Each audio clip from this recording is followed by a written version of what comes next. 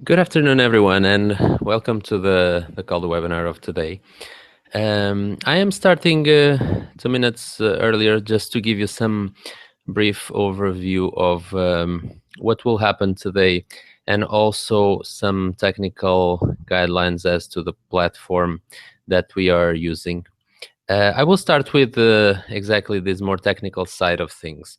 So if you are just logged in, if by any chance you're seeing the image a bit blurry, if you go to the right bottom side of the screen, you will notice that there's a mechanical wheel there. If you click on it, you are able to adjust the resolution of your presentation. So if your internet is a high-speed internet, you can adjust it to either the 720 or 480, and the image should appear very clear.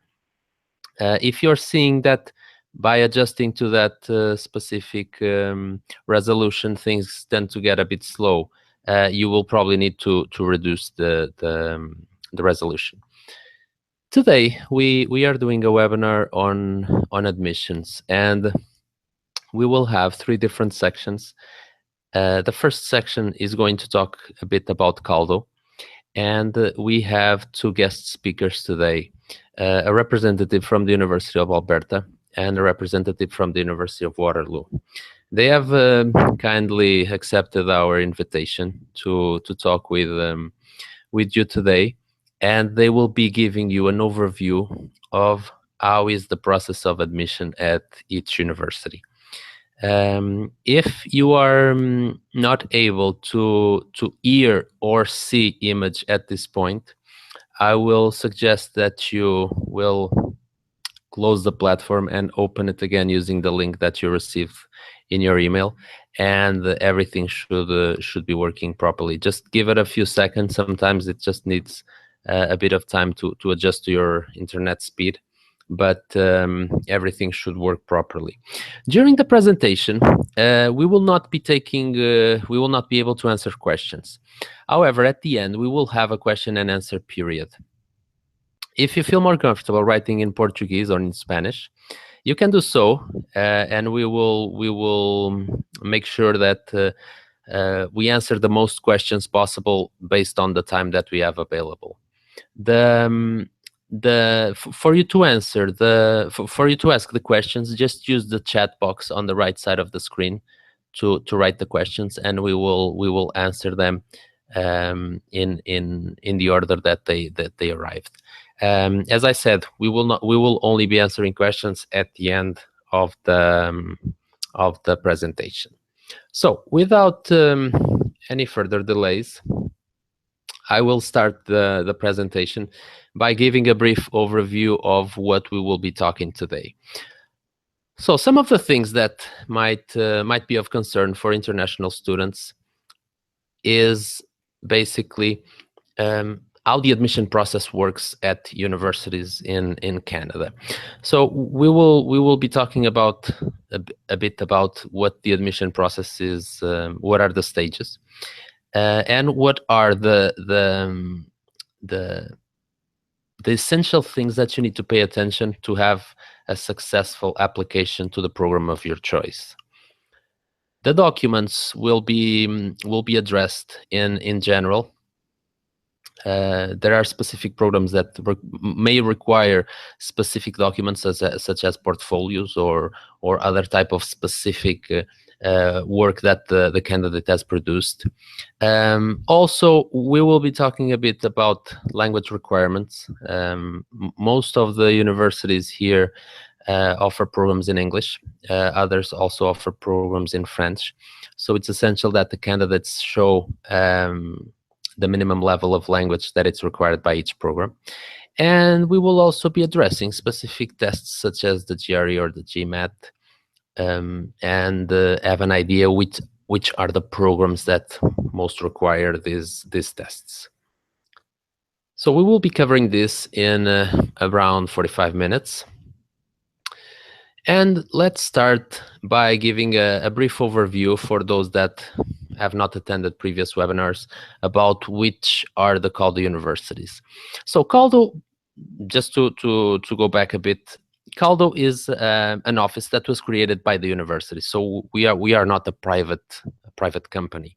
We belong to the universities, and the universities that comprise Calo at the moment are 9. So we have the University of Saskatchewan, Alberta, Calgary, Waterloo, Western, Queens, Ottawa, Laval, and Dalhousie. The Université Laval is located in the French-speaking province of Quebec. So all of its programs are French programs. So if by any chance your main interest it's in French programs, this is definitely the university that might be the most suitable, at least in terms of general overall programs, since all of their programs are in French. In addition, the University of Ottawa is the largest bilingual university in North America. So it means that it's the university that offers the most programs in English and in French. And you can actually attend programs that have courses that are taught in English and others that are taught in French. So this is just something to keep in mind. The other Caldo universities are mainly Anglophone universities, so they offer most of their programs in the English language. Caldo is meant to assist students from Latin America that are interested in gaining admission to our universities. In that sense, we provide two main levels of service. The first level of service, it's available to anyone from to any candidate from the countries that we have agreements with. It's an advising service.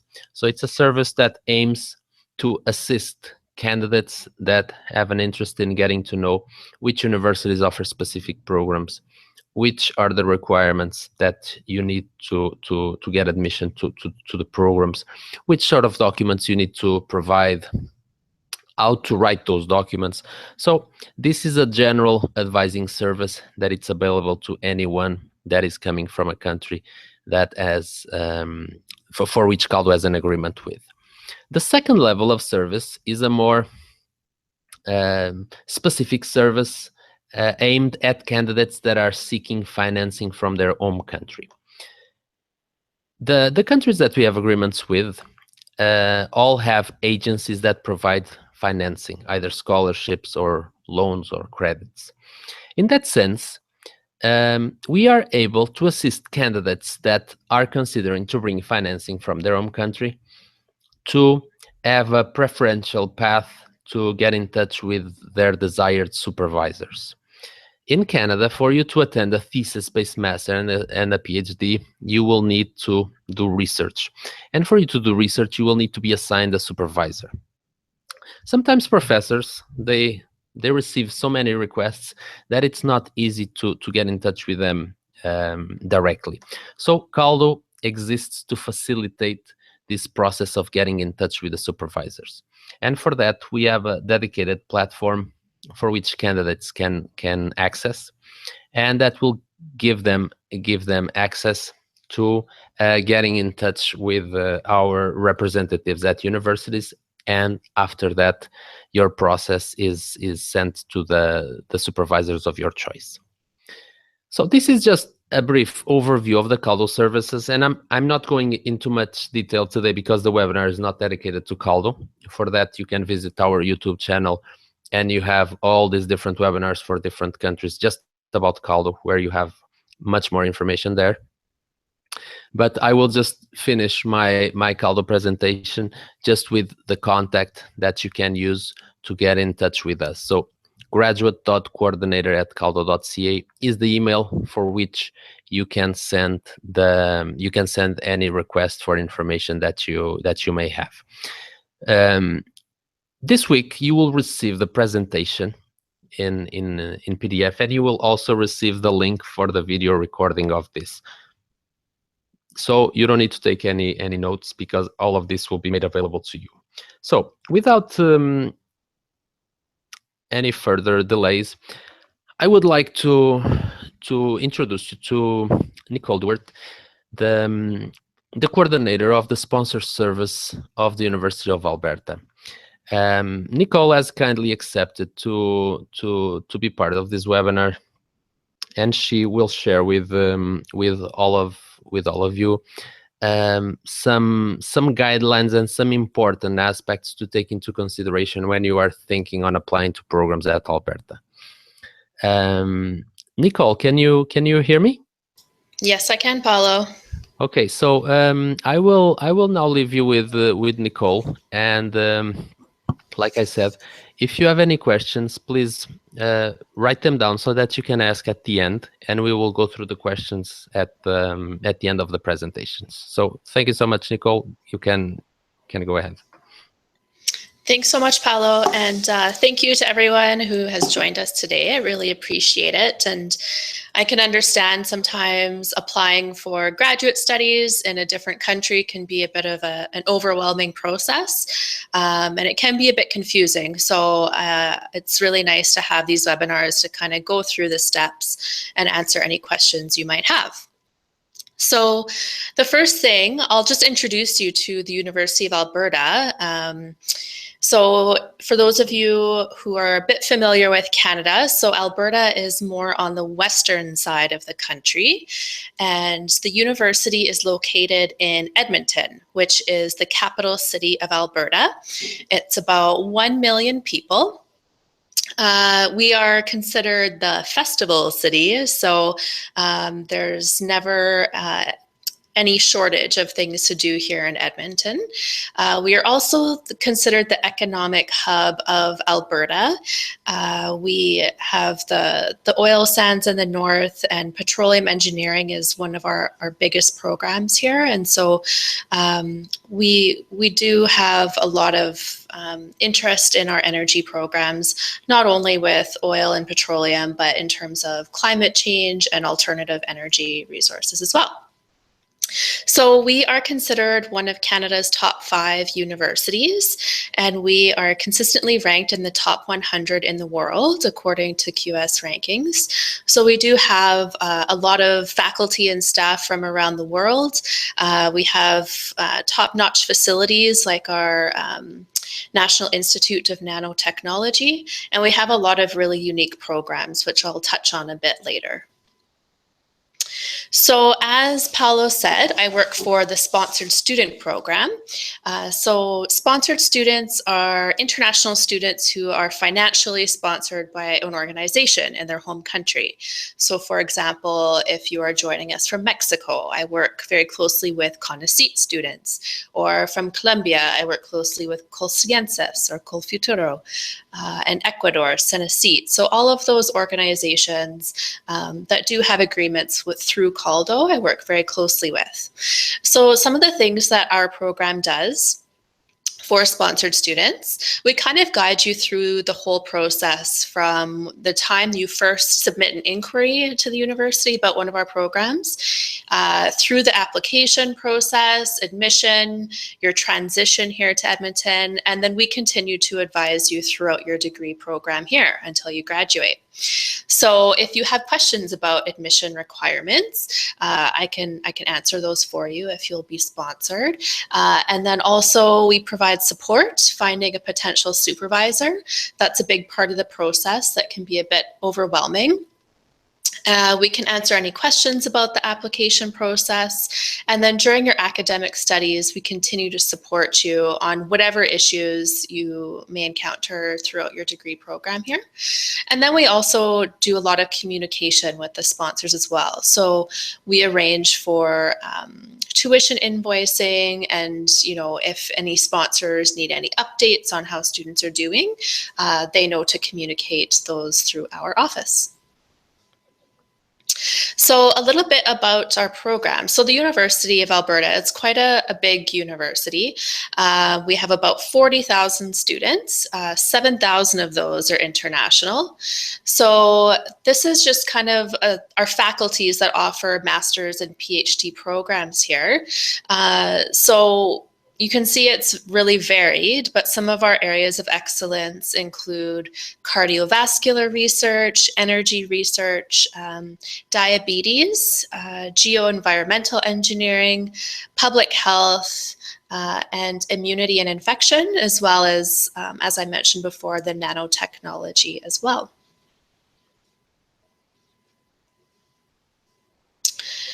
So these are kind of the graduate degree options here at the University of Alberta.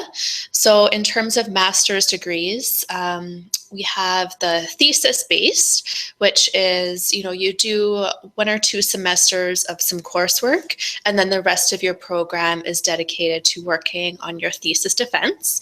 And then we also have course-based routes as well, which is, you're doing primarily coursework throughout your master's program, and then you'll have like a smaller final project to complete at the end. So some course-based programs can be completed around 1 year, 1.5 years. But the average length of time for a master's program here, especially a thesis-based, is 2 years. Some students choose to do it a little bit longer, just depending on how your research goes.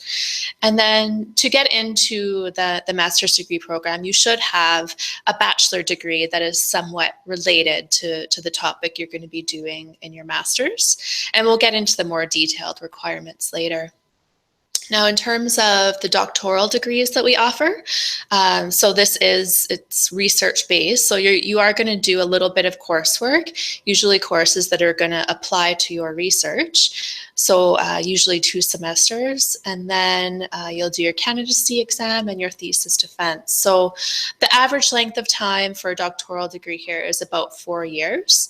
And again, you should have a master's degree in that field of research in order to get into the doctoral program.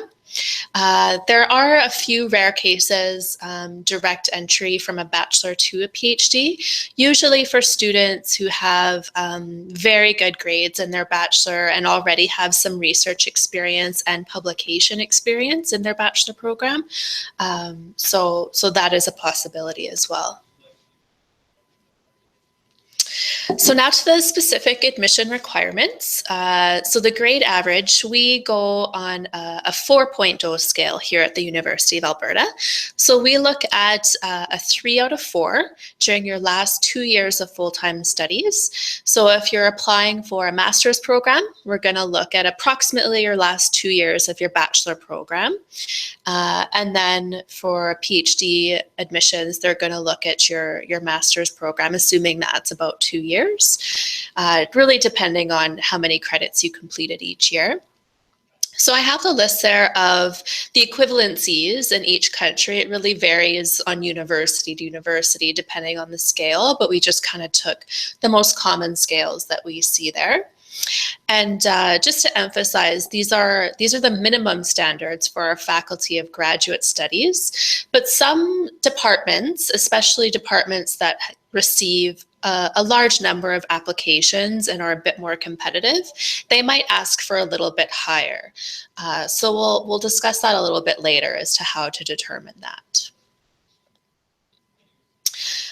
So for the English language requirements, just looking at the 2 more popular ones, we see a lot of students submitting IELTS scores. So at the University of Alberta, we look for an overall score of 6.5 with a minimum score of 5 on each band. And then for the TOEFL, we usually see the internet scores coming in. So we look for a total of 88 with a minimum of 20 on each section. We do have an English for Graduate Studies course here in our Faculty of Extension. So some departments will accept the completion of it's a 14-week course as meeting the English language requirement. So to get into that course, you have to have an IELTS 6.0 or TOEFL 76 in order to get admission to it. But it does focus on how to write at a graduate level, doing reading and research at that level. So if you're applying to a department that accepts it and you don't quite meet the minimum requirement for admission, this could be an option for you. But as I said, just with the grade point average, this is the minimum standard through our Faculty of Graduate Studies. So some departments, say for example, our Department of Chemical and Materials Engineering, it's a bit more competitive, so they ask for an IELTS 7.0 instead of a 6.5. So some steps to take before you even apply to the University of Alberta: find out which department you would like to study in. So I provided a list of our faculties, but within each faculty, there's a variety of different departments that do very specific research. So I provided you a link there to our programs, and then you can go to the department website just to get some general information on their specific admission requirements, application deadlines, because those are also very dependent on the department.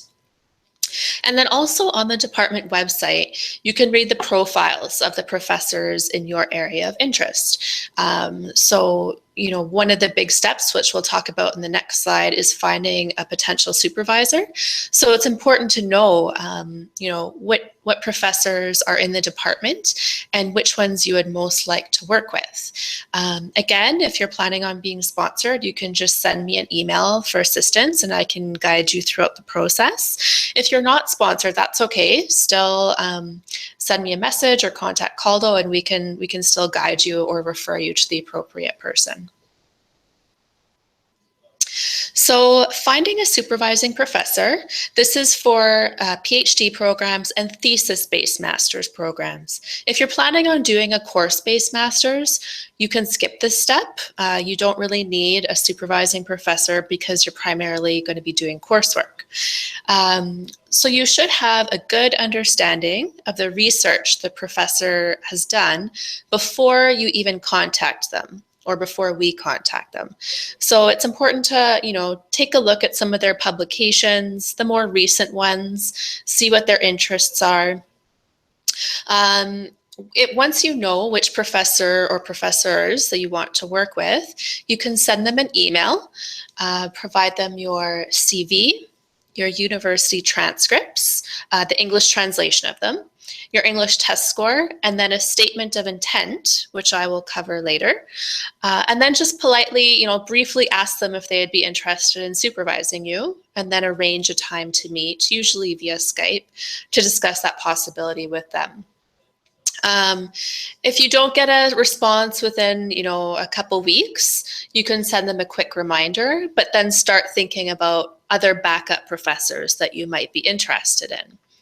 Again, if you'll be sponsored, I can kind of, introduce you and contact professors you're interested in on your behalf, because we do have, we're on campus, we have these relationships with the professors. We might be better able to get a response quicker, so we can support through that process. So as I mentioned, one of the big pieces of finding a supervisor and applying is writing your statement of intent. So this is like a 1 to 2 page document where you're going to discuss why you want to work with that professor, what about their research interests you, like what appealed to that professor. How are your research interests related? There should be some type of connection. How will your academic background and any other experiences you might have, how would that be beneficial to the professor and their research group? Like why should they accept you to their research program? And then also, what are your goals after completing graduate studies? So for example, if you are applying for a master's program, do you want to continue on to a PhD? Do you want to teach at your university? Do you want to do more work in industry, just in a different way? So talking about, what your plans are once you finish your graduate studies here. I would recommend, you can write one general statement for all professors, that's fine. But to increase your chances of getting a response from a professor, it helps if you individualize your statement. So you can do, the majority of it can be very general, but it might be helpful to have, one paragraph that you might adjust according to the professor you're writing to. where you can address, their research, publications that they did that you might have read. That just shows that you've done a little more research on them, and it stands out for them. And again, if you're going to be sponsored, you can email your draft statement to me, and our program can review that for you and just maybe give you some suggestions or tips on how to improve it before sending it out to a professor. So some other things to consider before you apply. Think about, are you required to write the GRE, the Graduate Record Exam, or the GMAT test before applying to your program?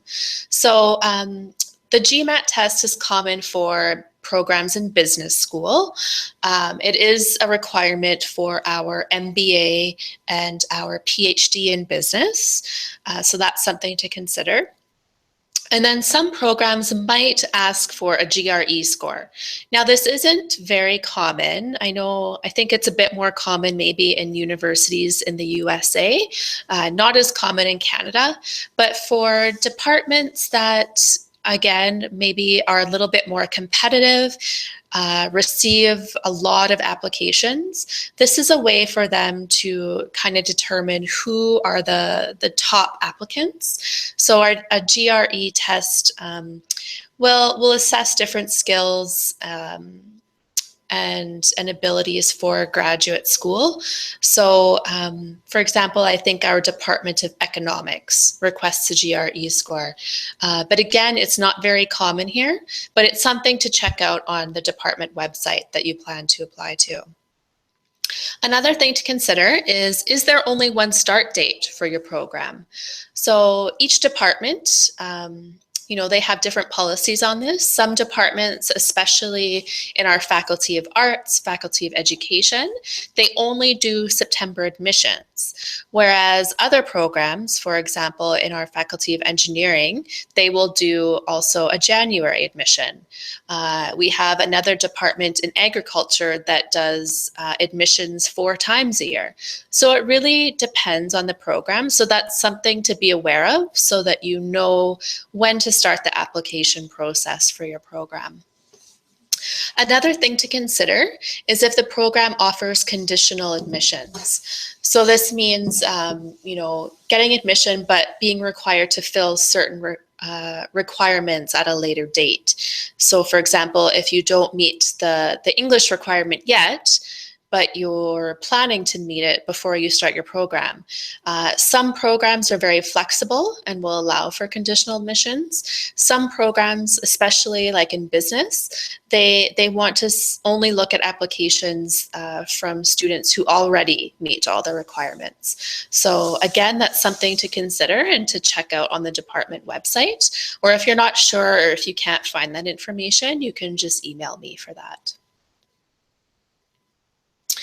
So next steps, if you find a professor who's interested in supervising you, you can then submit your online application, which is a $100 application fee, and then upload your documents as PDFs to the online application. So the documents that they will require you to upload, your CV, your university transcripts and degree certificates. So they're going to request both the original language and an official English translation. And this will be, if you're applying to a PhD program, they will require it for both your bachelor and master's program. They'll also want you to upload your English test score, or if you haven't done it yet, you can just put the date that you're planning on writing it, your statement of research interest, and the names and email addresses of 3 references. So once you submit your application, a reference form will be emailed to your references, and they will complete it and send it back to the university. Some departments will have additional requirements. Like I said, in business, you're going to have to also upload like a GMAT or GRE score. And some programs that have a big focus on writing, for example, our Department of English and Film Studies, they request a sample of writing that you've done in your previous degree. So once you've submitted your online application and your references have submitted their forms, the review process can begin. So it's a bit of a long process. So it goes to our department graduate administrator, who just makes sure that you meet all the minimum requirements and that what you want to study and research is related to their department. And then it goes to a department graduate admissions committee, right? So they review all the applications together to determine which ones would be the best fit. And then they make recommendations to our Faculty of Graduate Studies and Research, which is the faculty that issues the official admission letters. So the length of time for the review really varies depending on the department. It also depends on when you apply. So for example, if you applied at the beginning of December, well, it's the holiday break is coming, so people are going on vacation, so it'll probably wait until the next time the graduate admissions committee is able to meet. So it really quite varies. If you are applying for a scholarship, though, from your home country, you can let me know, and then we can communicate to the department, that you have a deadline to, submit an admission letter for your scholarship. And usually we can kind of work with the departments to make sure they review your application before that deadline. Okay, so there's my contact information there. So feel free to send me an email, and with any questions you might have, you can also submit things through the Calo database, and I can take a look at your documents there, and then we can get you started through the process. Thank you so much, Nicole. And I believe that it was a very clear and informative presentation for everyone that has signed in to be part of this webinar today. Some questions that have arisen, I will please remind you to write them down again at the end, because we are not able to answer the questions at this moment.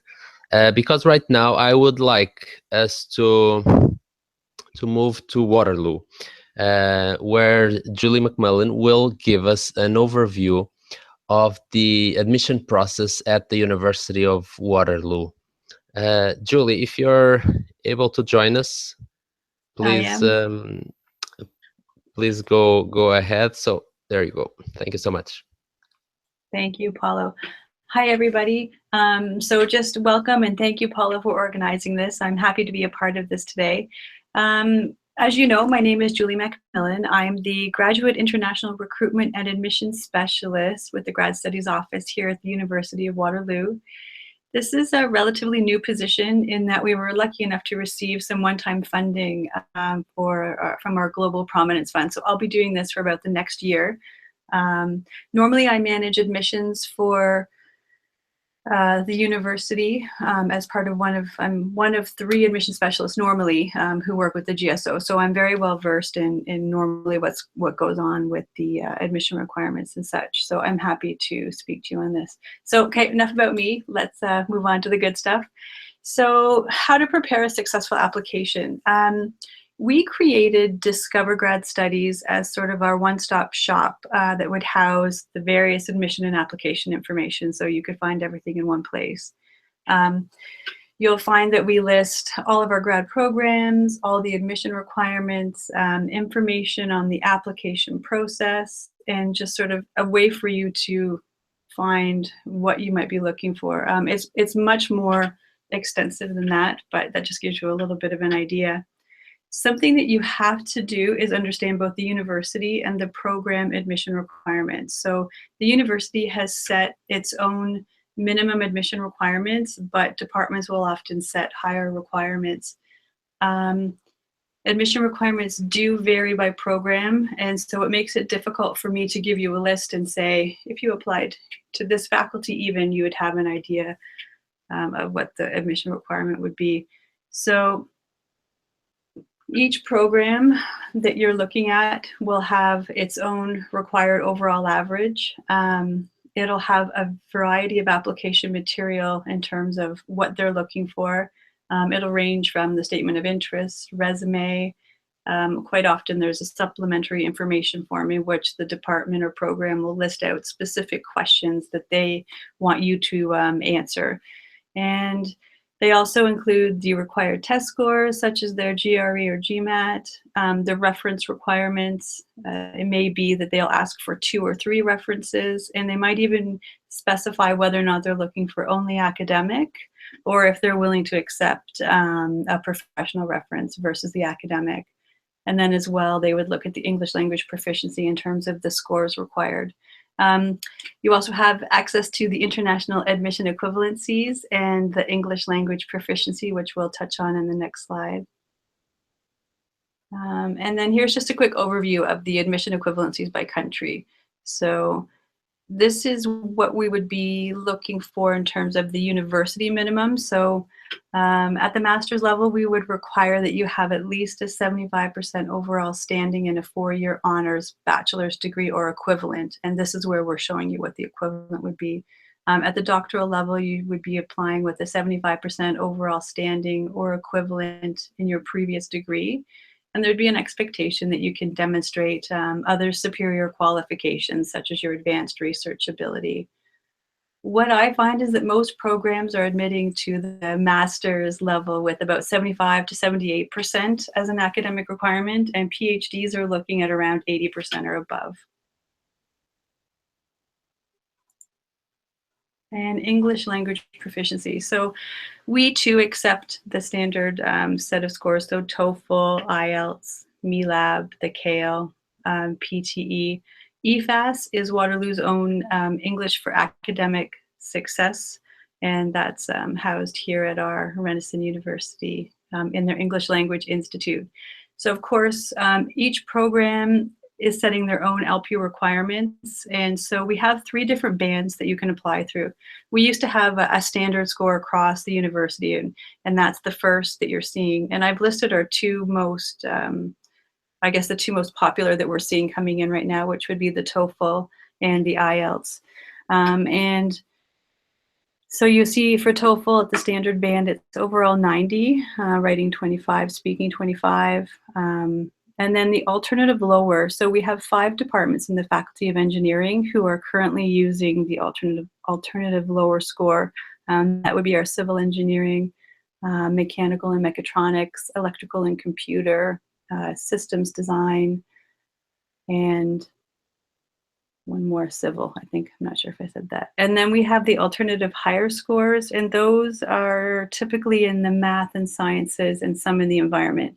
Each of the departments are listed on the website, so it'd be quite extensive for me to throw it on a slide. But also, if you're not sure, if you're trying to figure out where you would fall in the band, you're more than welcome to send me an email.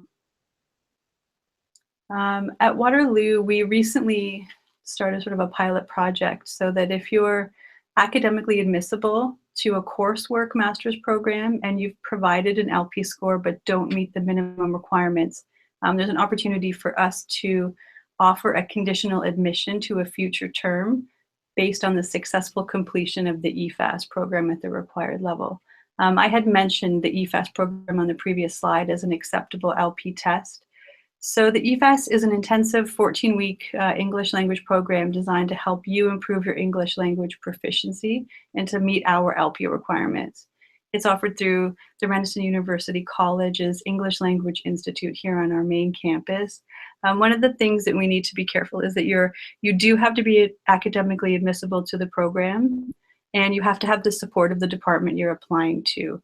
And then you would be required to complete the EFAS program, say a term ahead. So if you were applying to the fall 2017 term, then you would be looking at completing the EFAS program during the spring. So you've gone through the website, you've figured out the minimum admission requirements, you have an idea of what you need to do to get into Waterloo in terms of academics, English language, and so you have to find a program. So on Discover, we do have a list of all of our programs, and each program actually has been given a dedicated program page. So this page will outline the admit term, or the term that you'll start your program, the application deadline, the admission requirements, and that would again would include like the minimum academic requirements, the application materials, the reference requirements, LP requirements, and so on. It would also include a contact person. Typically at Waterloo, the departments or the programs will have an administrative coordinator, and they are going to be your best bet for who you should go to in terms of most information and most valuable information. And it's really the best way to learn more about the program. If you just take a look at the next slide, I've just sort of put up a screenshot of what the program page looks like. It's alphabetical, and as I say, it will outline the midterm. Sorry, actually, if you can go ahead, Paulo. This is one of the actual program pages, and it's really a good snapshot and a one-stop shop for you to be able to see what you need to do in terms of that specific program. Okay. In terms of looking for supervisors, at Waterloo, if you're applying to a coursework program, an online or an on-campus coursework program, supervisors aren't required. We only have one program, I believe, biology, that actually requires you to make contact with the supervisor and have them agree to supervise you prior to applying. Typically, what you'll find is that you can go through the program page that we brought up earlier, have a look at the website, determine who in the faculty might be working on a project that best suits your research interests, and then you can reach out. When you're reaching out to your potential supervisors, it's really important to let them know about yourself, and even as Nicole mentioned, to sort of tailor what you're sending them to speak directly to how you two would better work together. So provide links to relevant publications if you have any, provide them with current copies of your CV and transcripts, and just, you know, really sell yourself so they can get to know you. As well, if you're having trouble finding a supervisor or getting in touch with a supervisor, you're welcome to let me know. I'll assist wherever possible. As I say, this role is new, so we're trying to sort of flesh out what it looks like, but I at least can direct you to who to talk to in the department if you aren't having any success. So the application process at Waterloo is completely online. We have a great video for you to watch, and you'll be able to link through to that later when you get the slides. On at the application stage, we have another set of information that we'll go through, and it will basically allow you to review, once again, all of the application documents that you'll need to supply. So basically referee information, transcripts, the supplementary information form, any specific questions from the program, and then again, the English language proficiency. Once that's all set, you'll be able to apply online. And so we'll just jump ahead to step one. So when you're looking at the actual application, so you're going to a third-party application portal. So UAC is the Ontario University Application Center, and right now Waterloo uses them as the provider as a provider for our application. So in order for us to receive your information from UAC, we need you to complete the form, submit it, and pay the required application fee. Right now, that's $100 per program, and you can add a maximum of 3 programs per application. And once you've done that, UAC will download your information to us, and we can set up a Waterloo account for you. This normally happens within 2 to 3 business days. And then step 2 is when we've been able to set up the account for you, the Waterloo account. And Quest is our student information system. So once we've created your Waterloo Quest account, you'll receive an email from us with instructions on how to upload your supporting documents. So at this point, you'd be able to activate your student account, log into Quest. And in Quest, you will see a list of documents that you need to upload or complete. And these will be actual links. So you'll be able to click on them, follow the instructions to upload the required documents, and then you'll be good to go. We recently released a portal so that you can actually access all of this via your mobile device. So it doesn't have to be just managed on a laptop or a regular computer. And once, yeah, we're ready for review. So you can go ahead, Paulo, sorry. Once your application is complete, so that would mean that we've received your reference forms back, you've uploaded all the required documents, and the department or program is now able to do the initial review. So this can take time, it depends. So right now we're looking at a February 1 deadline for departments, and they'll be admitting for the fall 2017 term. So if you're applying now, there might be a little bit of a delay because most departments I find or programs, they're waiting and they're doing a ranking together once the deadline has passed. So that being said, the department, school, or program, they're going to do the initial review of your application and they're going to recommend you forward. Essentially, the Associate Dean's Office will do a quick review and check. If they have any issues, they'll chat with the department. Once they're okay with it, they'll sign off and it comes to the Grad Studies Office. So we're basically the final stop on the train. And so we verify admissibility, verify that the application looks good, and then we are able to issue the official offer of admission. So we will apply a decision to your Quest account, and then we will upload your electronic offer letter where you'll be able to view it and any conditions associated with it in your Quest account. And that's a quick overview. So as I said, our next upcoming deadline would be February 1st for the fall term. So thank you so much, Julian. Thank you so much, Nicole. It's really good to have the opportunity to have you talking about this admission, because the admission process, because most of the requests that we receive from candidates are in a large degree related to what they need to gain admission. So now we are ready to go into the question and answer period. And I would like to highlight to our audience that this is a great opportunity that you have to ask questions specifically related to admission. And Alberta and Waterloo are two of the most high-profile universities in Canada. So it's really a wonderful opportunity for you to make any sort of question that is very specific to admission, that you are not sure how to go about, or that you're not that it's not entirely clear to you how things should be done. I have already some questions here that I can address to our guests. So Fernando is asking to Nicole if the Master in Petroleum Engineer requires the GRE. So Nicole, I don't know if you have the specifics for this program, but go ahead. And yeah.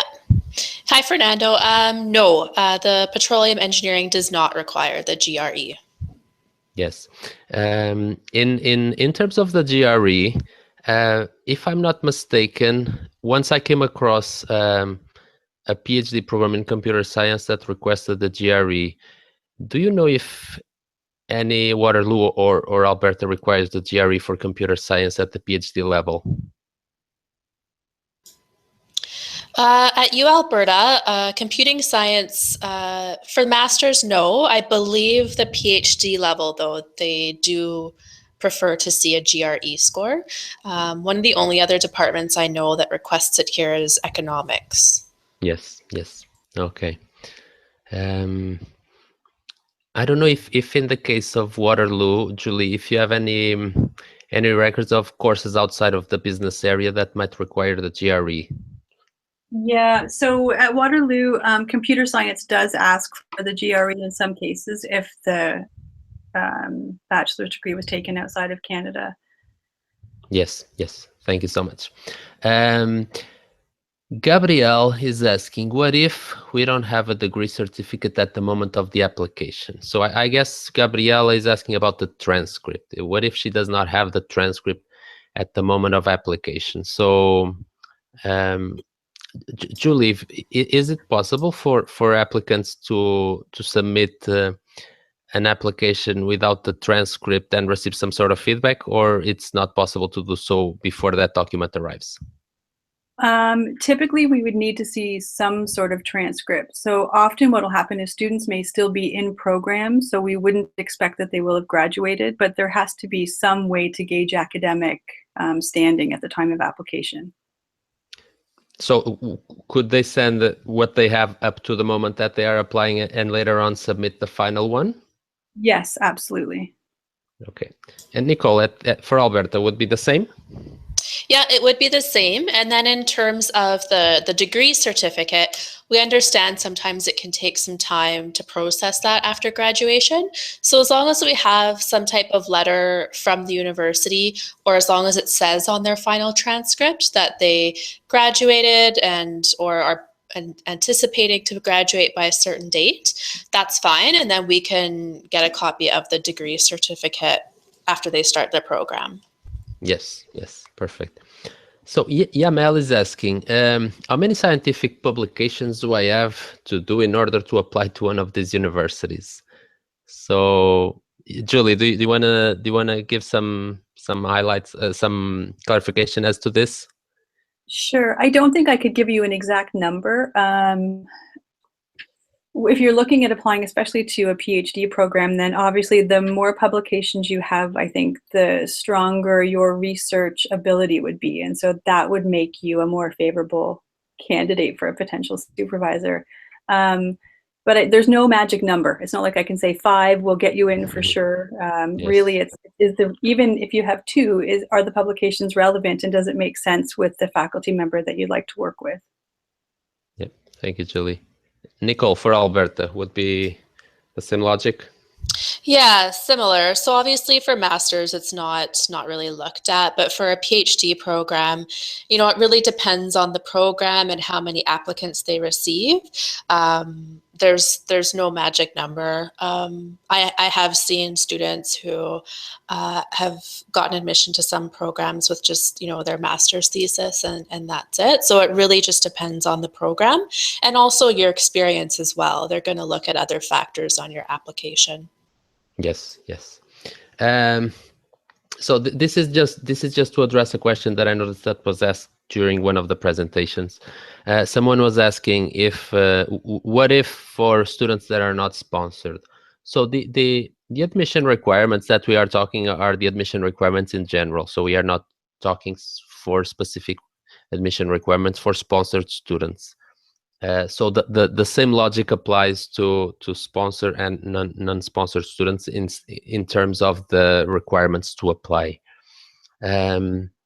Someone was asking about, Nathanael is asking about who we should contact regarding master programs at Waterloo, and someone else was asking also, I think, regarding Waterloo. If Waterloo requires the GRE for chemical engineering. So Julie, if you could. Waterloo doesn't require the GRE for chemical engineering. And if you're looking at information on how to get into a master's program, you're welcome to send me an email and just sort of give me an idea of what area you're looking at going into, and I can sort of direct you to the right program. Yeah. Fernando is asking if the CV should be presented in a specific format. So Fernando, in the Calo website, you have a section that has some resources as to how to write specific documents, so how to write the statement of research. And among those documents, you have the academic CV. And I've noticed that the CV and the template itself, it's probably a bit different than what some people might get used to. Might be used to doing in their home country. So usually you don't, for example, put any photographs or any personal information such as your ID number or citizenship number. So I would strongly advise you to go to our website, and if you're not sure where to go, please just get in touch with me through email. and I will be glad to forward you to the right template. Yeah, Mel is asking if there is any master in agro-industrial engineering at any of these universities. So I guess this is for Nicole. Yeah, we do. We do have some programs, not specifically called that, but in a variety of different departments. So, for example, we have a faculty of agricultural life and environmental sciences. So there would be a variety of different routes there. And then also our Department of Biological Sciences, Chemical Engineering. So they all kind of have different directions. So if you want, Yamel, you can just send me an email and I can provide you some links to the different options. Julie, at Waterloo, is there something that could fit this profile? Not as easily, no. There might be something within environment, but nothing is standing out in my mind as being specifically agricultural. Yes, yes. So Gabriela is asking, in the University of Alberta, the original transcript and diplomas should be sent by the previous university or uploaded by the student in the application form. And I will probably add to this question also, because this is a recurring issue. What are the guidelines to send academic documents? So Gabriela is raising an interesting issue here in terms of what are the admissible documents for the final application? Can they be computer? Can they be in a PDF file, or do the universities need to receive them in a paper version? So Nicole, please go ahead. Yeah, thank you for asking this, Gabriella, because I kind of thought about it after my presentation. I probably should have included that information. So, when you're applying online, you would just upload the PDF version of your documents. But then if you are offered admission, it will be conditional upon receiving your official transcripts and degree certificates, diplomas. And so what we prefer is for the transcript and degree certificate, if it could be sent directly from your university, or if you come to start the program, bring it with you, but in a sealed envelope from your university so that we know it came directly from them. And then in terms of the translations, the English translations, we will have to see the originals of those as well, but those can come directly from you. It doesn't have to come from any particular source. Yeah, so I hope that answers your question. Thank you. At Waterloo, Julie, would the same logic apply? Yeah, we're very similar. So at the time of application, you can upload any of your own documents. We ask that you would include both the original language and an English translation. And if you have any certificates at the time, just if you were to scan them and upload them, then we could initially review as part of your application. Once the offer is made, we would assign a condition, and that condition would be provide us with your final official documents. We do ask that they come from the institution, although in cases where a translation is required, then we appreciate that there's going to have to be a little bit of leeway. Yeah. So just to go a bit further in this topic, so some students ask us at the Calo office if they sent the originals of the transcripts, if the originals are afterwards returned, or if the originals will stay at the university even if the student is not admitted. Could you share a bit of information on what happens to the documents? Sure. So when the student applies, they're uploading their own copies, so we don't receive anything. The only time we would ask for the final official document is if we make an offer. If the student decides not to come but has already sent us their documents, we can make special arrangements from time to time to return them, but typically they become the property of the university. Another option would be, say a student only had a couple of original copies and they were traveling. We would allow them to present them when they arrived on campus. We could treat them as a walk-in. That's our terminology. We would scan them, upload them, and return them. Okay. And at Alberta would be the same thing, Nicole? Yeah, it would be the exact same process. Okay, so that's good to know.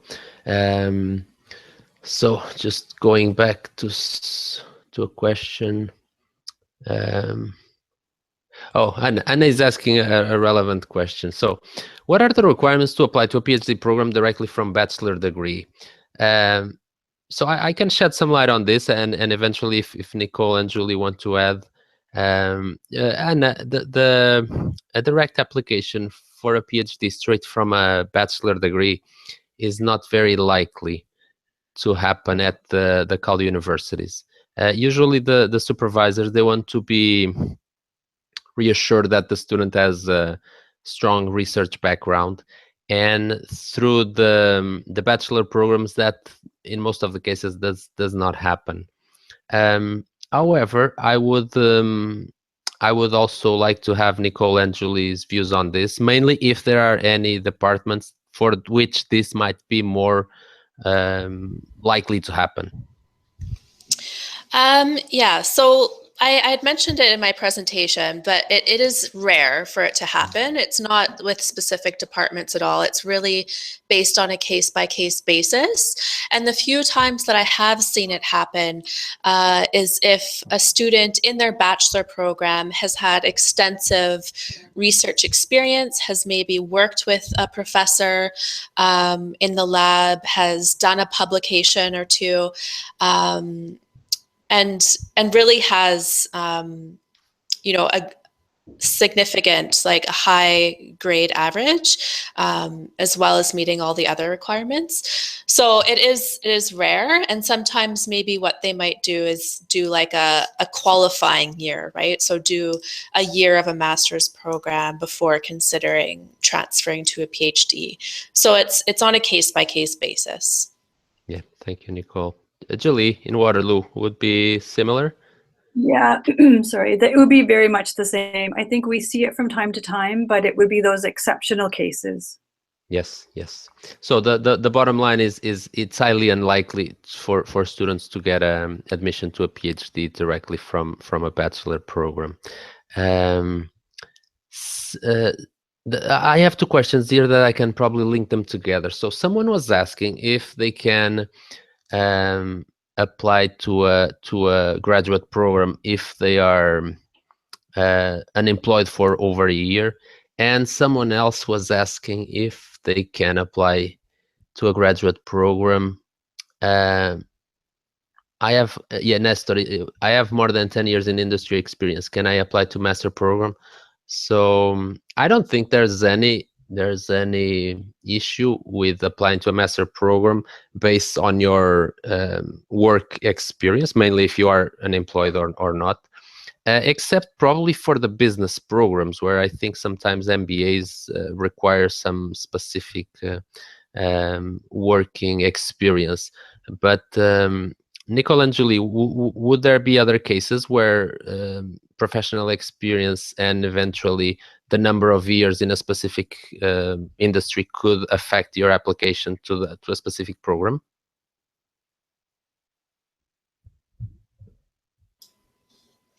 At University of Alberta, like it's really, again, dependent on the program. Like I think that would help an application, like having that experience. Yeah, I would encourage Nestor to go ahead and apply for sure. Yeah. I think at Waterloo, we have some programs that ask for specific like a specific number of years of experience, depending on what program they're applying to. In other cases, I think that they're, again, like Nicole said, their industry experience could only enhance their application. I don't see any negative impact with it. Yeah. So, Julie, I think we have here someone that could definitely be assisted by someone inside Waterloo to try to contact the supervisor. So Jonathan is mentioning that I want to do a master in science in health, at the University of Waterloo. I sent an email to the investigator like a month ago. How long does it take to answer a request? Or how can I contact the professor? So I would suggest that you send me an email and let me know who you reached out to, and I can try to coordinate something. And if you already have an application in the system, I can even take a look at it and let them know where it is and hopefully get someone to move on it for you. Yes, yeah. So Fernando is asking a question about the IELTS. I got a 6.0 in overall IELTS score. Can I apply? So Fernando, as it was part of our presentation, depending on the admission requirements of the departments and the programs, that might or might not be enough for you to meet the minimum requirement. If it's not enough, eventually a conditional offer could be made based on the fact that you would need to achieve the language level before receiving the final unconditional offer. As we also saw, the universities, at least Alberta and Waterloo, have specific programs that candidates can attend in their English schools that will allow them to meet the level of language required for the programs if successfully completed. Just to be clear, Nicole and Julie, is there any option of an online program to meet the language requirement? No, at University of Alberta, unfortunately, there's not. No, it's the same with Waterloo. Okay, yeah. So the candidate would need to be in campus to attend the program, and afterwards, once the program is completed, the condition would be lifted, and he could finally finalize his application. Let me just see. Just one more question. Anna is saying, if I obtained my diploma in Russia 10 years ago, when the system of Bologna was not widely accepted, could I apply directly to a PhD? So, and I'm not clear if your program is one of the Bologna that is a bachelor and a master at the same time. But Nicole and Julie, do you have experience if a student from one of our countries have studied abroad, mainly in Europe, if they have a program that it's a bachelor plus a master, like the Bologna one, if that is equivalent to a master program in Canada, to a master diploma here?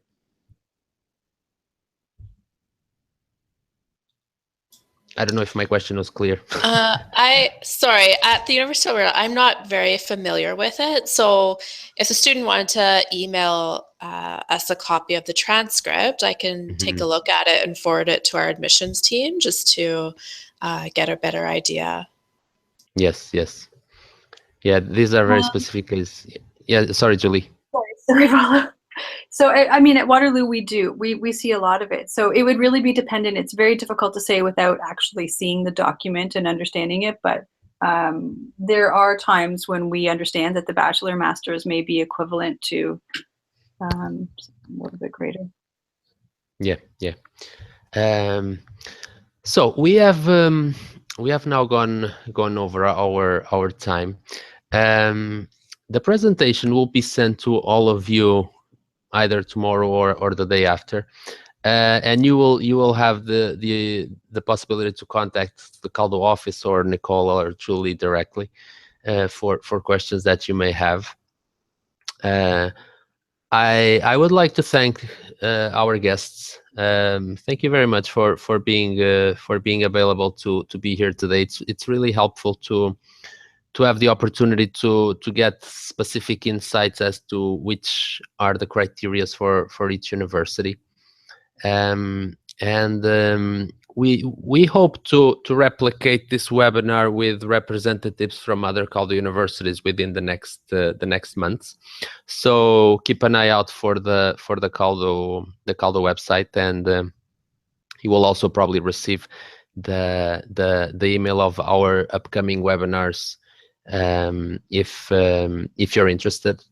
And I am always available to reply to any questions regarding programs and requirements for any of the Calo universities. So if you're interested in any of the other universities of Calo, please feel free to send me an email, and we will go over the questions that you may have.